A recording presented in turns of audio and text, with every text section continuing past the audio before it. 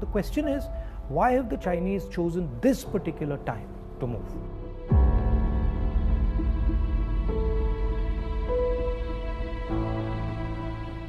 What is it about India's situation that has made China act in such an aggressive way? What is it about this moment in time that has allowed the Chinese to have the confidence that they can move against a country like India? And to understand that, you have to go into multiple spaces.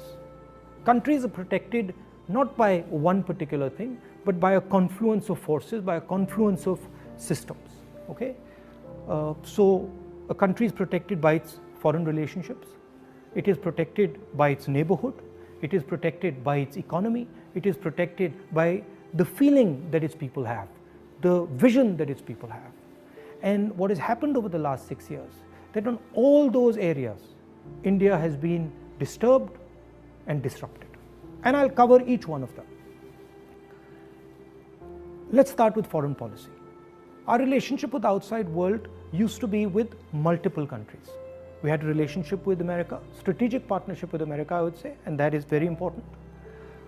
We had a relationship with Russia, we had a relationship with Europe, and these countries used to help us maneuver in the world. Today, our relationship has become transactional. We have a transactional relationship with the United States. We have disturbed our relationship with the Russians. We have a transactional relationship with Europe. Now let's come to our neighborhood.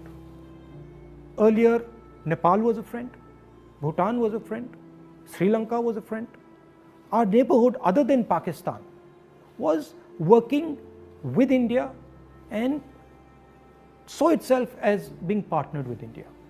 Today, Nepal is angry with us. If you go to Nepal and you speak to the Nepali people, they are furious with what has happened.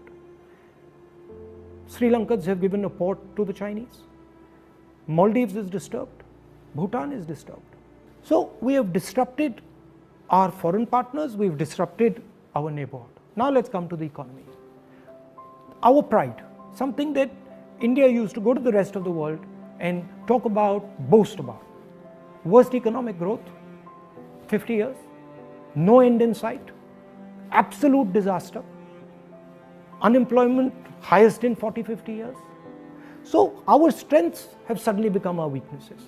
We told the government that, look, please realize that we are becoming vulnerable. All these things are connected. They're not separate. When you look at a nation, you have to look at all these factors and you have to act, take into account all these factors. We told them, listen, for God's sake, inject money into the economy, fire the economy, and do it immediately. Protect the small and medium businesses. They refuse to do it. So today you have a country which is economically in trouble as far as foreign policy is concerned, in trouble with its neighbors. And that's why the Chinese have decided that this is possibly the best time to act. And that is why they have acted.